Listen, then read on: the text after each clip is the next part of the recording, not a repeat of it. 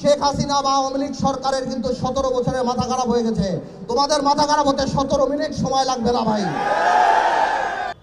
আজকে সকালে পত্রিকায় দেখলাম ইউনূস সাহেব আজকে সকালে বলেছেন যে আগামী ডিসেম্বর কিংবা জানুয়ারি নাগাদ বাংলাদেশের নির্বাচন অনুষ্ঠিত হবে। আমার তরফ থেকে, আপনাদের তরফ থেকে ইউনূস সাহেবকে একটি ধন্যবাদ। তবে কিছু কথা খোলাখুলি বলে দিতে চাই ইউনূস সাহেব আপনাকে এবং আপনার সরকারকে। ইদানিংকালে আমরা দেখতে পাচ্ছি আপনার কিছু উপদেষ্টাদের কিছু কথাবার্তায় যে তারা আমাদের প্রতি এমন বিরূপ প্রতিক্রিয়া দেয়, এমনভাবে কথা বলে, এমনকি মনে হয় যে এই আন্দোলন শুধুমাত্র তাদেরই আন্দোলন।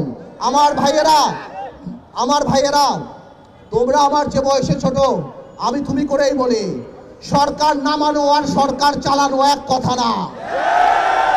ভাইয়েরা, তোমাদের মনে রাখতে হবে, তোমরা হয়তো 10 বলে 20 রান করেছো, কিন্তু 180 রান বাংলাদেশের মানুষ করেছে 17 বছর।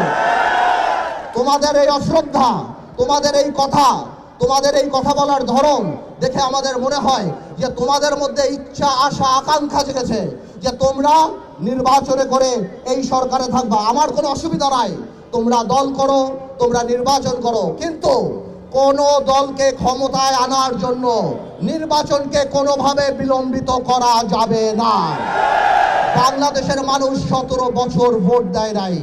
আমরা জনগণের কথা বলি, তোমরা যদি কোনোভাবেও এই সরকারকে প্রভাবিত করার চেষ্টা করো নির্বাচন বিলম্বিত করার জন্য, তাহলে মনে রাখতে হবে যে তোমরা সাধারণ মানুষের বিরুদ্ধে অবস্থান করছো। আর সাধারণ মানুষের বিরুদ্ধে অবস্থান করলে আমার ভাইয়ের একটা কথা পরিষ্কার, শেখ হাসিনা বা আওয়ামী লীগ সরকারের কিন্তু 17 বছরের মাথা খারাপ হয়ে গেছে। তোমাদের মাথা খারাপ হতে 17 মিনিট সময় লাগবে না ভাই।